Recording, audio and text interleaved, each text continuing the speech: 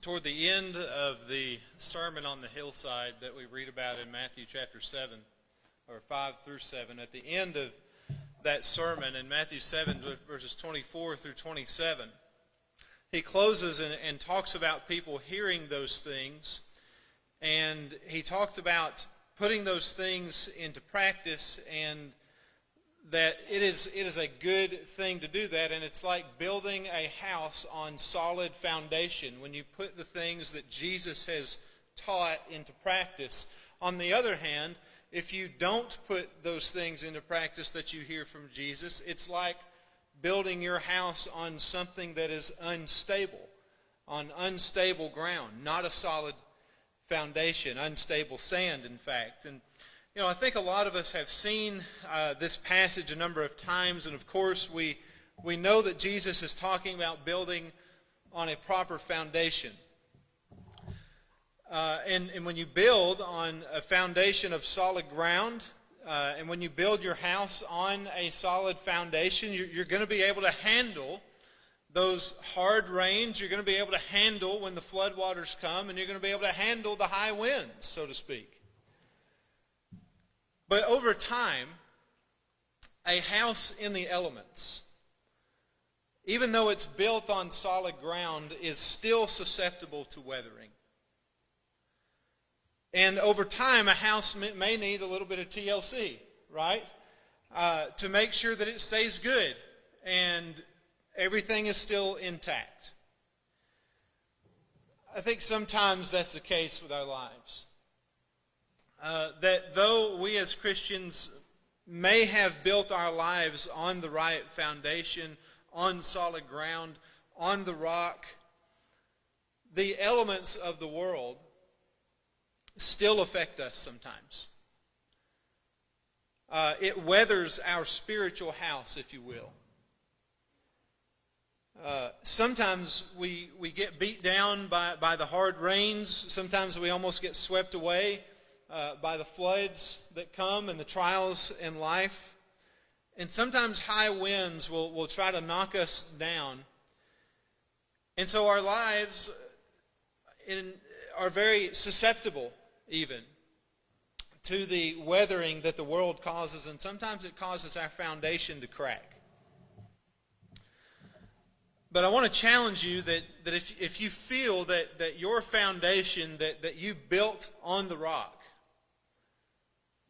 that you built on Jesus, if you feel like it is cracked a little bit, or if you feel like it's not as strong as it once was, I want to challenge you to go back and reinforce your house. Okay? Go back and tidy things up a bit. Do a little bit of house cleaning if you need to. If you've forgotten some of the things that helped lay the foundation for your life, if you've forgotten some of those teachings of Jesus and some of those core things about what it means to be a Christian, go back through and fix what needs to be fixed. And only you really may know what those things are. Only you know that, what needs to be fixed. It may also be the case that you feel like your foundation is being threatened by new ideas and new philosophies that are coming up in the world. Postmodernism being one of those things. And so part of you going back and reinforcing your house may require you to learn about some of those new ideas and philosophies, right? So that you're not blown or swept away by what comes. And you may need to add on to your house. You may need to put an extra room on that foundation that you've built. But it's right for us. It's not wrong to reinforce our house and make sure that it is structurally sound. Just make sure. And making sure that ultimately we keep Christ as the cornerstone of that foundation. It's right for us to reinforce our foundation. It would be wrong for us to remodel our foundation. It's right to reinforce. It would be wrong for us to go through and remodel the things that we believe. We're not talking about remodeling everything from the ground up with what we believe. But we are talking about strengthening and reinforcing what's already there. Reinforcing the foundation that we have laid and built. Not tearing it down to remodel. Most of us in here have been Christians for a long time, and Lord willing will be for longer. But just because our homes may have been built on the right foundation, don't think that it doesn't need reinforcing from time to time. Because it does. Because in a spiritual sense, we're going to get rain, we're going to get floodwaters, and we're going to get winds that come. And we need to make sure that our houses continue to be structurally sound. And not just for you, but for everybody else that may live in your house as well. If you go down, if your house goes down, if your house crumbles, everybody else that lives in your house may crumble with you. It may affect people who are in your home. And so, keep the support beams up. Reinforce your house, and even if you don't think that it needs it, do a good walkthrough anyway. Take some inventory. Self-examine. Do an assessment. Because I promise you, you'll probably find something that needs fixing. Because no house is perfect. All right, that's our thought. Let's stand and sing. Bring Christ your broken life, so marred by sin. He will create anew, make whole again. Your empty, wasted years He will restore, and your iniquities remember no more. Closing prayer.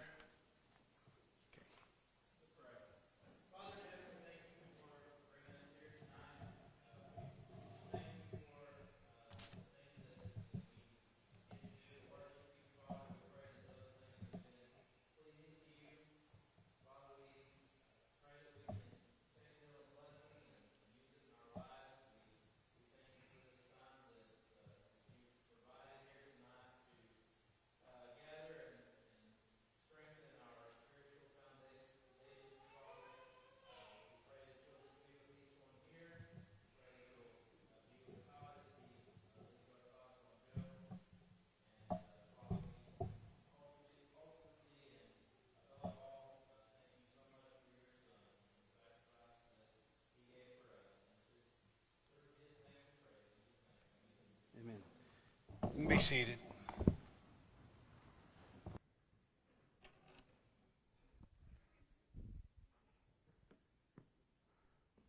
Okay. If you have your Bibles, turn to Job chapter 24. We're going to be there in just a minute. You got my Job slides?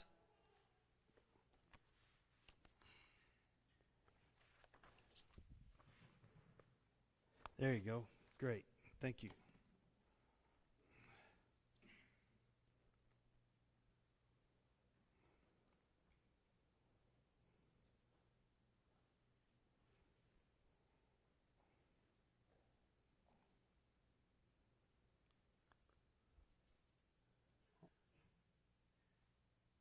Almost. There. All right, Job 24.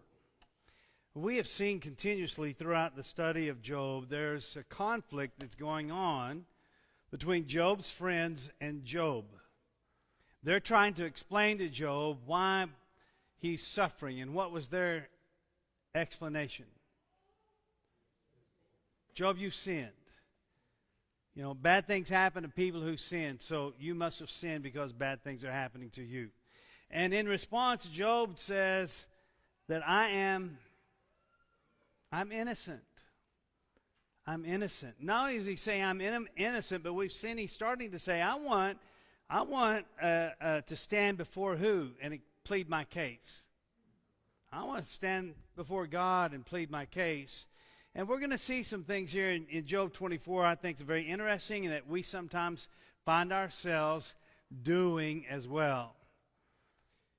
You ever played that game if we had things, if I just did it my way? Because my way's the right way. My way's the best way.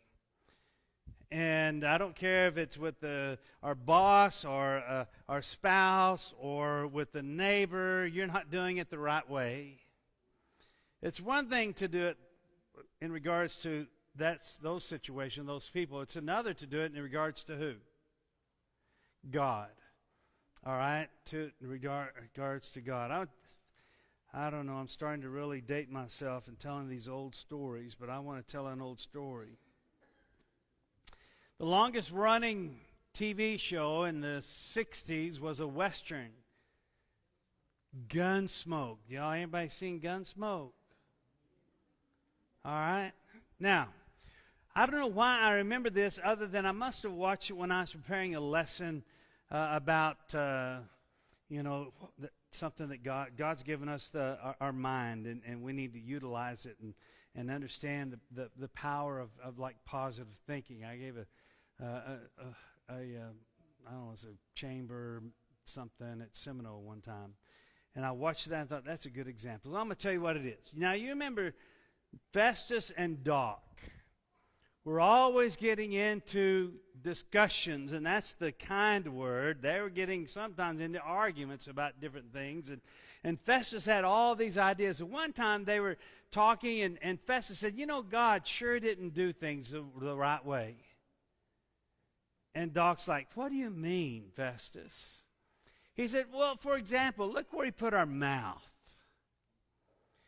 And Festus said, Doc said, what do you mean where he put our mouth? He said, well, look, if God was really thinking, he would have put our mouth on top of our head so that we could put our food in our hat and just stick it on there, and then we have our hands free to hold the reins of a horse or to, whatever. God, why did he put it here? You got to use your hands to do that. Why did he put it in?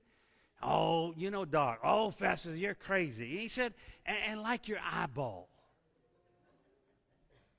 What do you mean? Doc asked Festus. He said, well, look where he put your eyeball. If there's a criminal down the alleyway and you've got to look at him and see, you got to stick out half your head and then get blowed off. He said he should have put your eyeball at the end of your finger. Then you stick that finger around the corner and you can see if that guy's down there or not. It's a lot safer. God really messed up. That's what Festus was saying. We think that's funny. But sometimes we do that.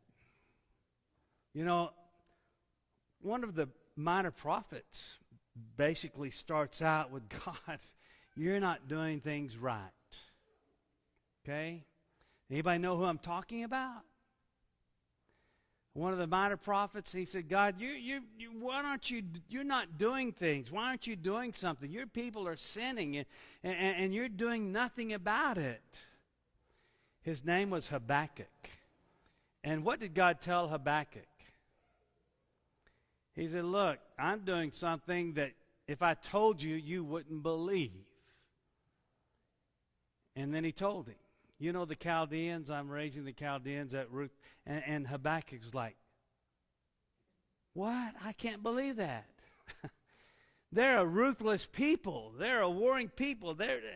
And then we had these series of discussions. But this idea of beginning to question God and that God's not doing something the right way. Well, that's what some of Job 24 is about. We're going to look at it in Job 24. And Job says, look, things aren't right in Job's eyes. They're saying, his friends have said, that bad things happen to bad people. And Job's going to give a list of bad people, and bad things are not happening to them. Okay? He's going to talk about these things. And the key verse, we'll go down and look at it. We'll look at it again. Look at verse 12. What's he say at the end of verse 12? What? God doesn't punish anybody. You're saying he's punishing me because I'm evil, and he gives these lists of evil things that evil men are doing, and they're not being punished. And it's so frustrating to Job that he said, look, God's not punishing anybody. So let's look at this list of what he says and talk about him a little bit. Like verse 2, he says, some remove the landmarks. What's he talking about?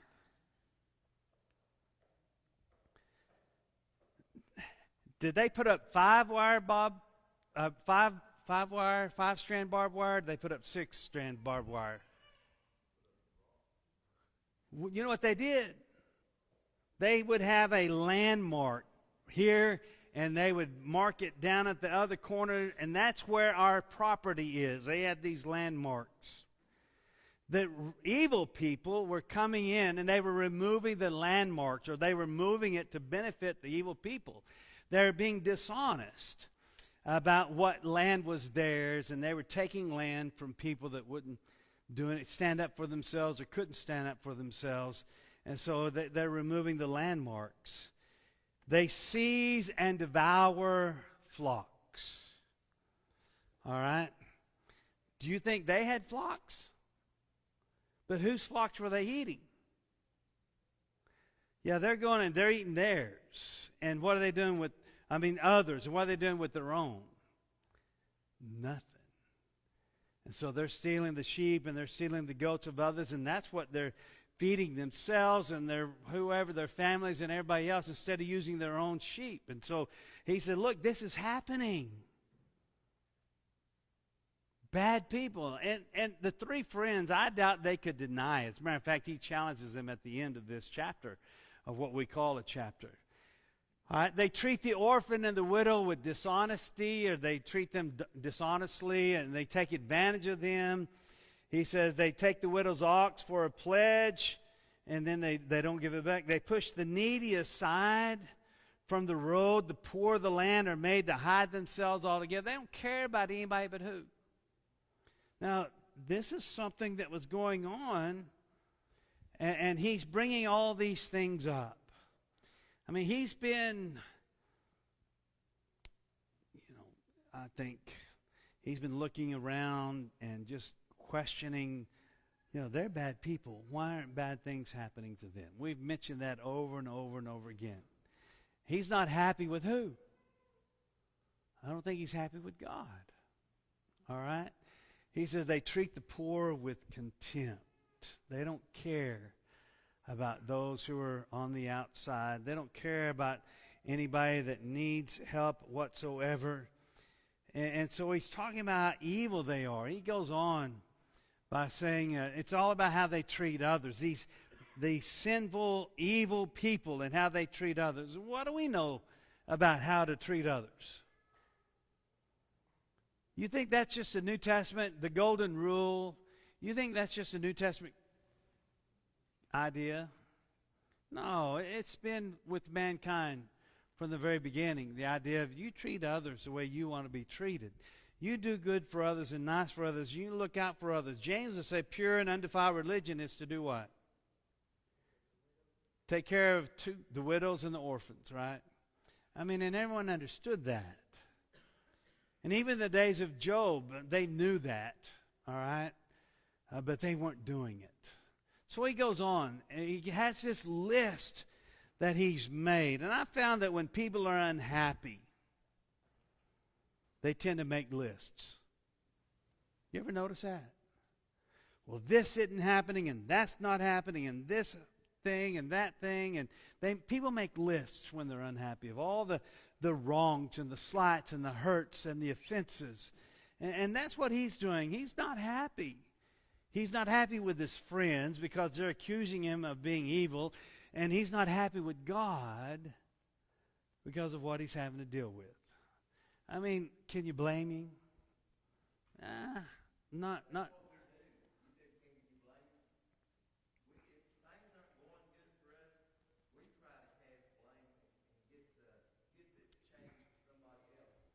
We want to blame others. That's right. That's right. That's right. Look, he doesn't feel well. And we need to understand, we need to extend a little grace to Job, and I think we do. Of course, we know the end of the story, but he doesn't. He says these evil people, they're like wild donkeys in the desert, and they just get whatever they want, whatever they can find, basically is what he's saying. And they harvest their fodder in the field. They glean the vineyard of the wicked. They spend the night naked without clothing. They have no covering. They're not good, decent people. All right? They have no shelter and things. And bad things are happening to the poor people. And they're having to deal with all these things. It's not right. He talks about that. They're wet from the falling rain because of what the evil people are doing to them. Okay? And then he says these evil people, even they take the feeding child from the breast of its mother. I don't know, in order to make that mother pay them or to use that child and for that child to become a slave. There are different ideas about it. But the idea is that Job is making this list of things that are wrong. And he gets down to the end in verse 12. He says, from the city men groan, and God does not pay attention to folly. Now, is that true? We know he pays attention to everything. That's right, Patty. But Job doesn't quite see that. He doesn't understand that. You know, we had the benefit of seeing the other side. There's a song, an old song that I like from Joni Mitchell called "Both Sides Now." Anybody know that song? What's it about?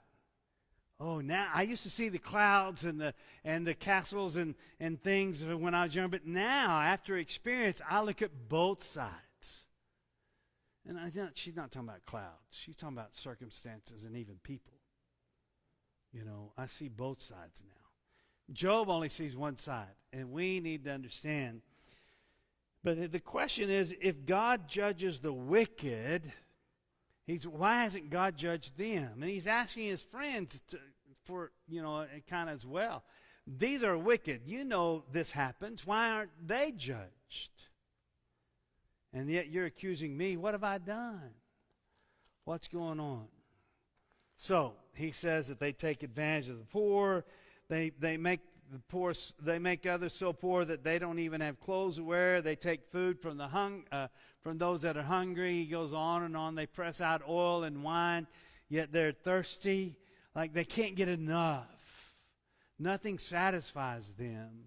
You know, Solomon talks about that in Ecclesiastes, that the wealthy, all they want is what? More wealth. And they can't find satisfaction. They can't find satisfaction. And that people are dying all around these wicked people and they don't care.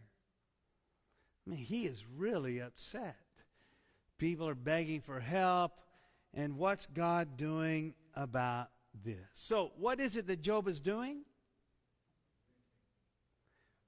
Okay, one thing, he's venting. Yeah, he's venting to his friends and he's venting to God as well. What else is he doing? Well, he's complaining. And I always think of Philippians 2. Don't grumble or complain about anything. What'd you say, Eddie?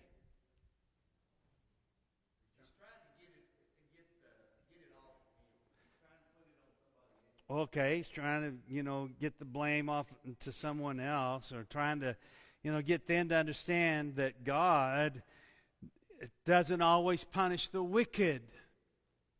Yes. I think he's confused because of what's going on, and the problem that he's having is he knows that God is good. Well, he believes God is good. He can't understand what's going on. He doesn't know both sides. And so Job is questioning God and almost judging God for what he's not doing. Now, we've looked at, I think it's Psalm 73, the psalmist there does the same thing. I look at the wicked and how they're prospering, they're fat and sassy, and everything that they do turns out good. And he almost stumbled because of that. Stumbled in what way? Have you ever known people to blame God because bad things happened to them and they didn't deserve it, and good things happened to people that did deserve it? and they kind of give up on God. They don't understand. You know, the problem with what Job is doing is that he's limiting God, and he's trying to put his thoughts into God's mind.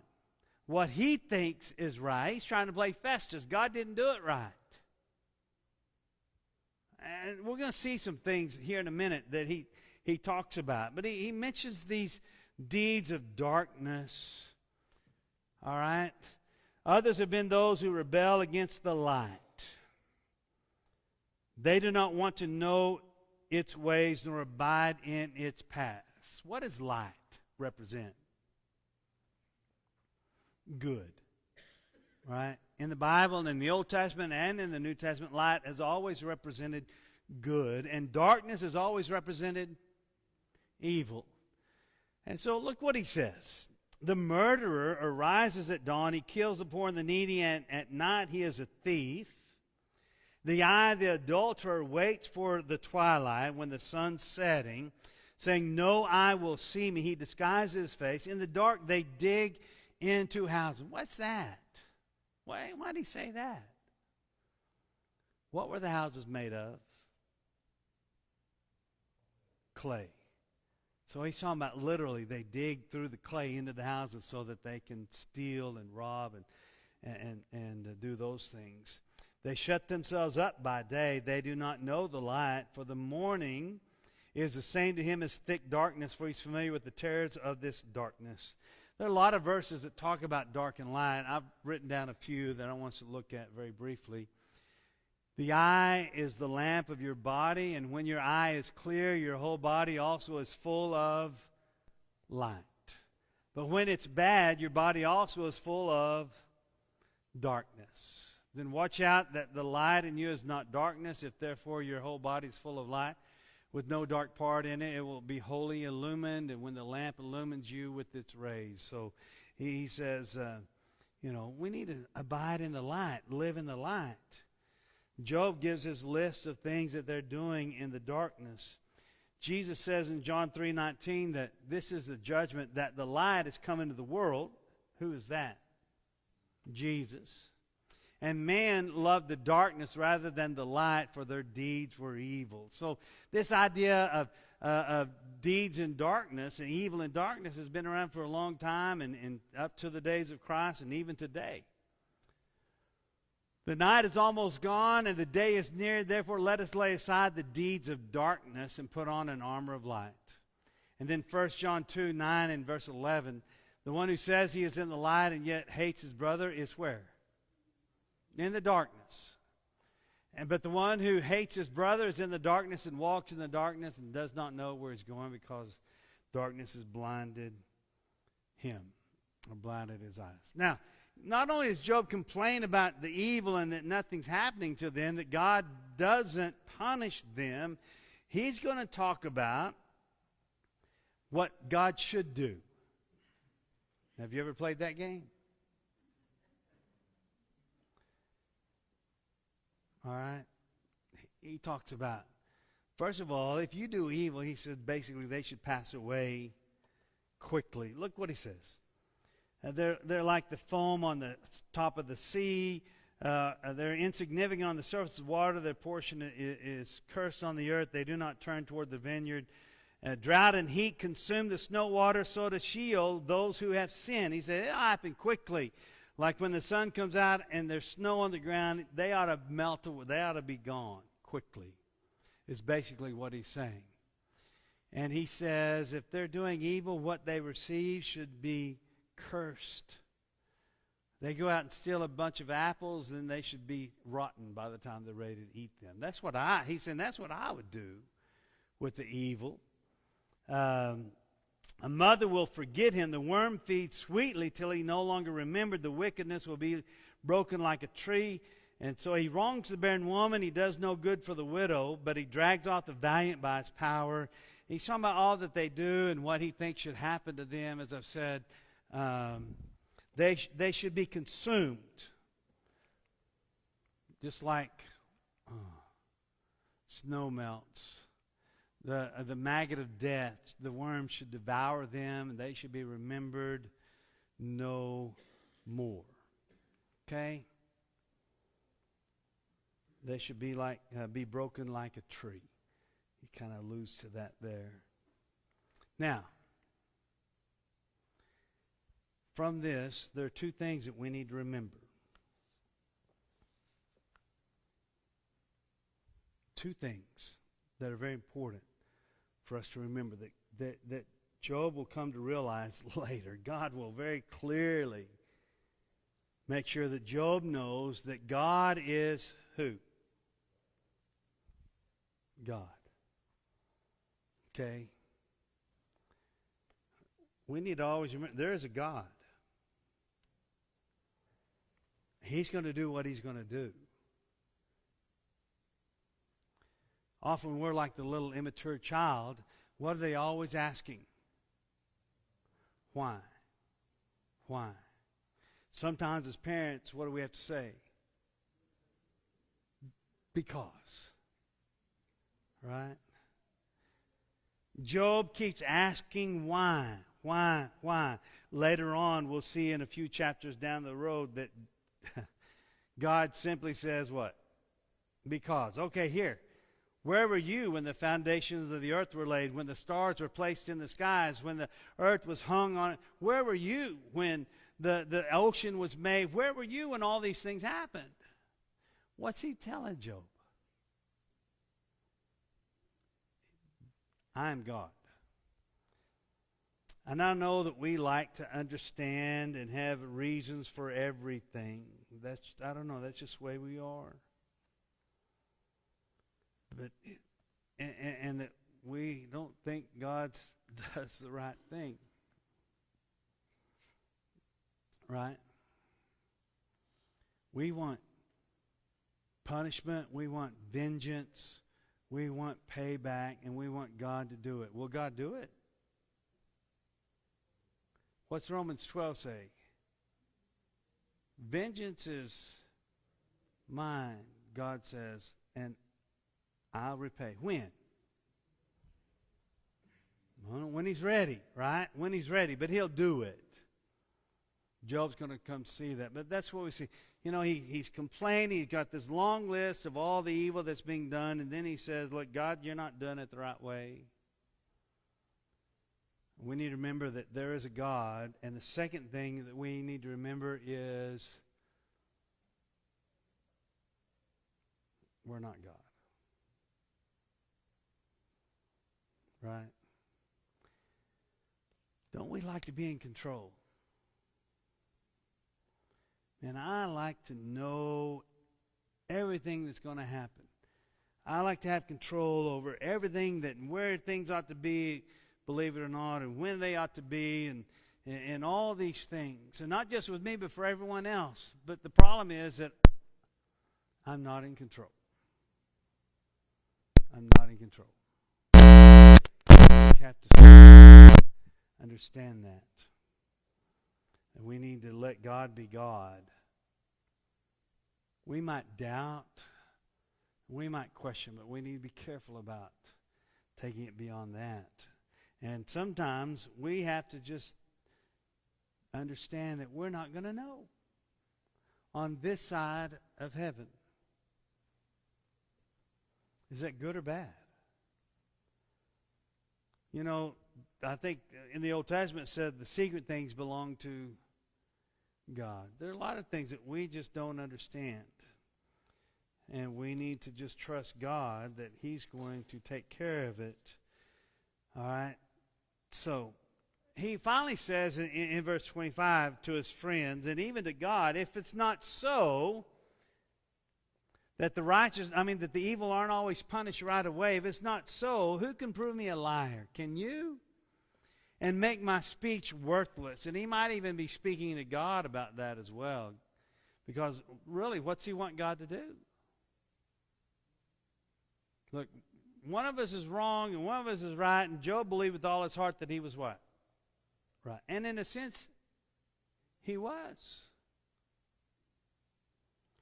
We have this sense of equity and fairness And when those things don't happen, we get upset. But sometimes we just have to know God will take care of it. I visited with a friend yesterday whose father was one of the most bitter men that I knew. He had asked me to go visit him many years ago when I lived in Mangum. And so I went and visited. We got to be friends, but he was the most bitter person because something bad had happened in his life, and he blamed this person, and that nothing bad had happened, and he was bitter towards that person. He was bitter towards God. He was just bitter about life.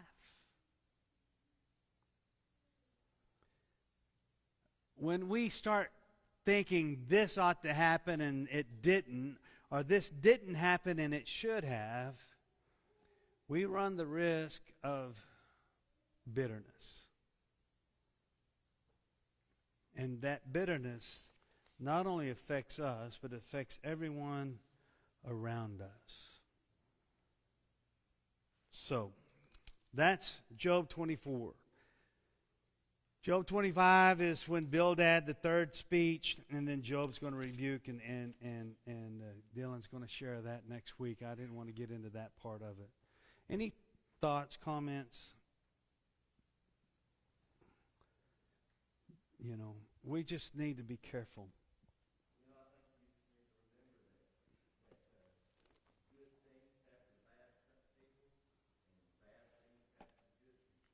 Yeah.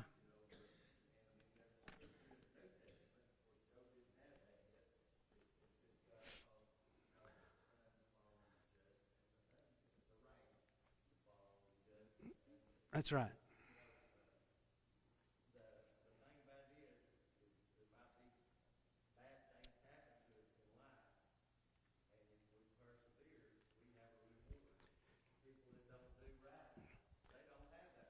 Now, that's one thing I want to make sure and bring out.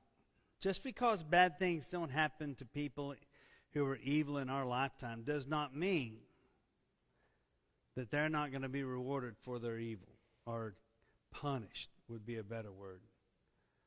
You know, in the end, we might only see one side, but God sees both.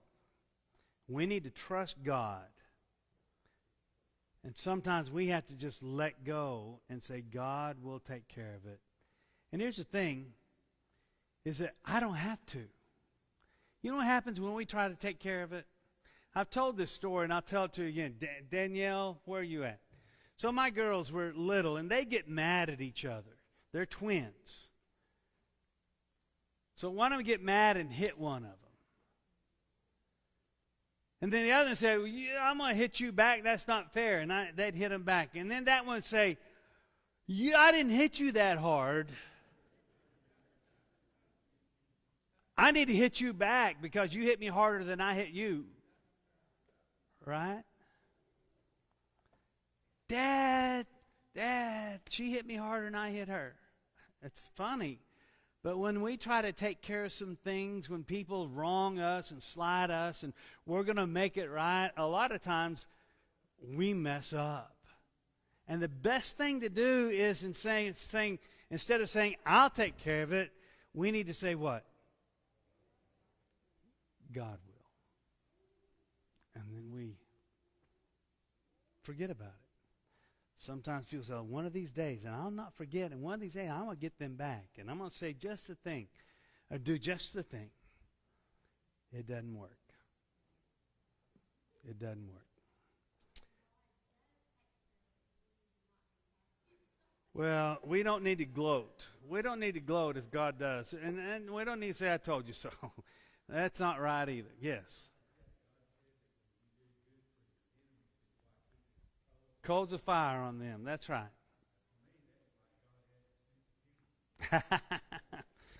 Sometimes. Sure he does. Look at a giraffe. Right? Okay, thank you. So let's just know that God sees both sides, and we don't always.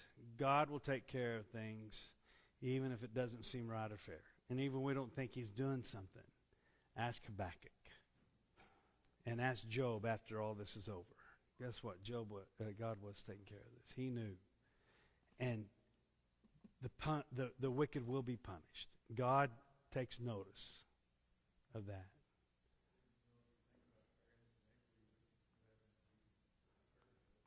Fairness and equity, look what happened to Jesus. That's right. That's right. So, all right. Appreciate it. We got a good crowd tonight.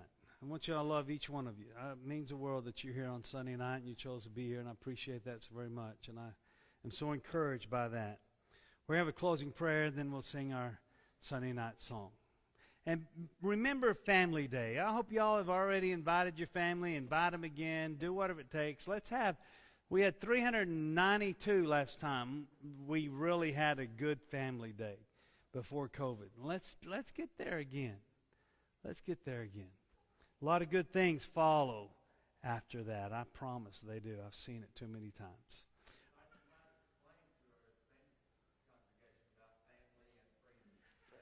Not Friends Day, it's Family Day. But if your friends are like family, invite them. But we have Family Day in the spring and we have Friend Day in the fall. And we want all our, rows full of family. Usually the only time that happens is when?